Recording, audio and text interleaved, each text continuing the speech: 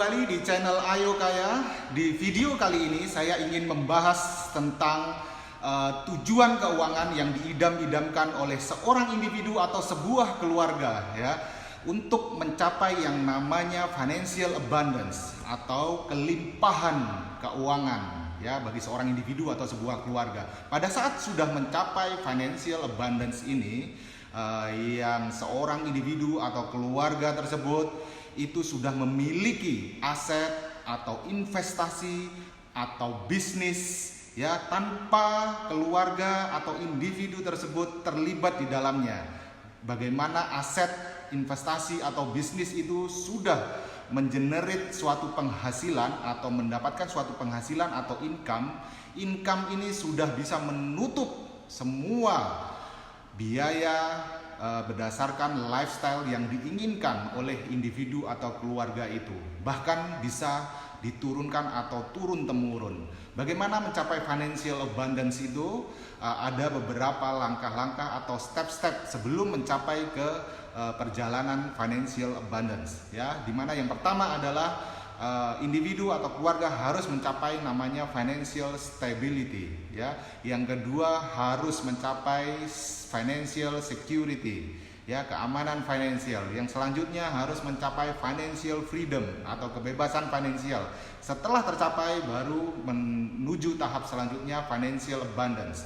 Masing-masing tahap akan kita bahas di video kali ini, dan bagaimana untuk sukses di setiap tahap akan kita bahas di video kali ini. Terus ikuti.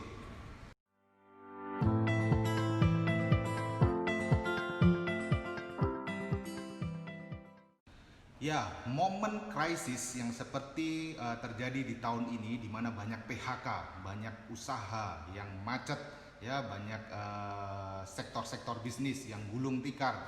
Tentunya pada saat terjadi krisis itu income bisa sangat terganggu. Kalau kita tidak mempersiapkan dari lebih baik lagi ke depannya, maka kita akan terus stuck di kondisi yang sama ya. Kita harus melakukan review terhadap perjalanan keuangan kita.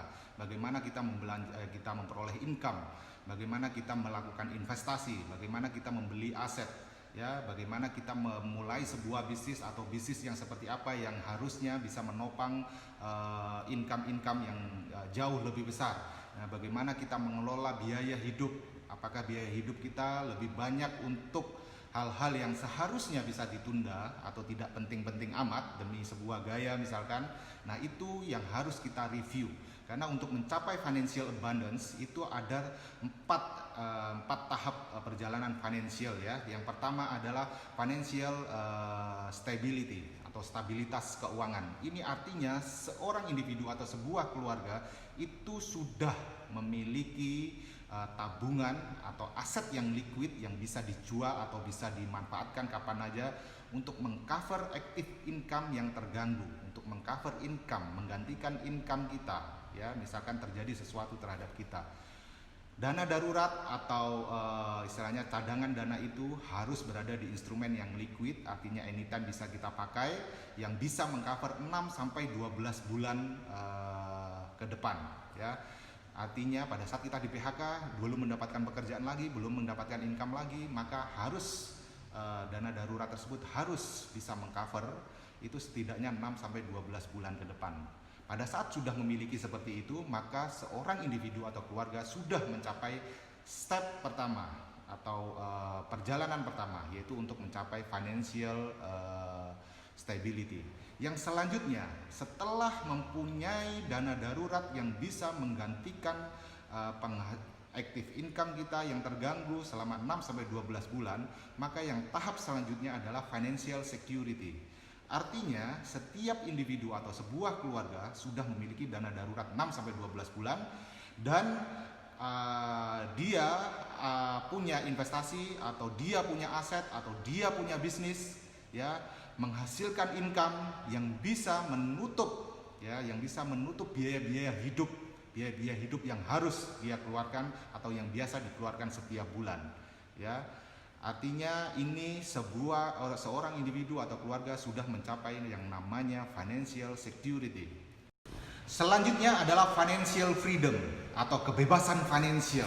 Nah, ini yang diidam-idamkan seorang individu dan keluarga juga ya, sebelum melewati tahap yang paling keren, yaitu financial abundance atau kelimpahan finansial. Apa itu financial freedom? Ini artinya seorang individu atau sebuah keluarga itu sudah memiliki aset, sudah memiliki investasi, atau sudah memiliki bisnis sampingan yang tidak perlu kehadiran atau keterlibatan atau usaha dia. Pendapatan dari ketiganya ini atau salah satunya itu sudah bisa menutup biaya hidup sesuai dengan standar hidupnya pada saat itu ya. Jadi sudah lebih-lebih. Jadi income ini sudah lebih-lebih bisa menutup biaya-biaya hidup seorang individu atau sebuah keluarga. Setelah melewati tahap ini, baru ke tahap namanya financial abundance atau kelimpahan finansial. Artinya passive income yang di-generate dari investasi atau dari aset atau bisnis-bisnis yang mereka punya ya, bisnis yang diurus oleh orang lain tanpa harus kehadiran dia, itu sudah bisa mengcover berbulan-bulan atau selamanya gaya hidup yang diinginkan seorang individu atau keluarga.